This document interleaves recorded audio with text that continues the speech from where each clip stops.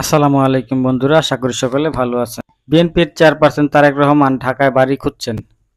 তার বাড়ি নেই, তাই তিনি ভাড়া বাড়ি খুঁজছেন। তিনি দেশে ফিরে আসবেন।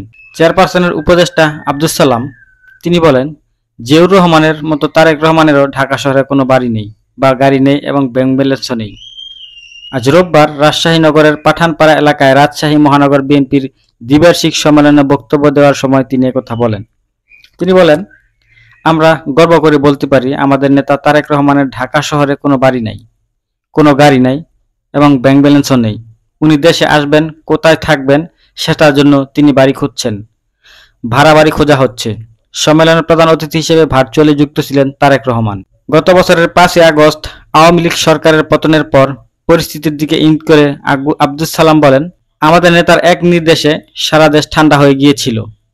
তা না হলে যে আগুন আমাদের বুকে জ্বলছিল, সেই আগুন দিয়ে সারা বাংলাদেশের আওয়ামী লীগের বাড়িঘর আগুনে জ্বলজ্বল করে উঠত।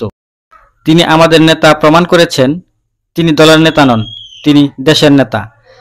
জিয়াউর রহমান ও তারেক রহমানের নেতৃত্বের প্রশংসা করে বিএনপির এই নেতা বলেন, জিয়াউর রহমান যেমন তলাবিহীন জুড়ি থেকে দেশকে উদ্ধার করে বিদেশে চাল রপ্তানি করেছিলেন, তেমনি তারেক রহমান ক্ষমতায় এলে 1 মাসের মধ্যে দেশের পরিবর্তন আনবেন।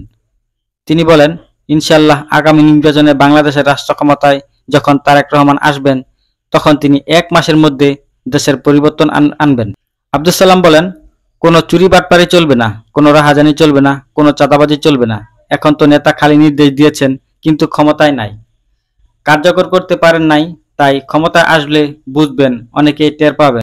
বক্তব্যের এক পর্যায়ে আব্দুস সালাম মঞ্চে উপস্থিত রাজশাহী বিভাগের শীর্ষ নেতাদের হাত তুলে ঐক্যের শপথ করান এবং ভবিষ্যতে নিজেদের মধ্যে সব বিভেদ ভুলে একসঙ্গে কাজ করার আহ্বান জানান।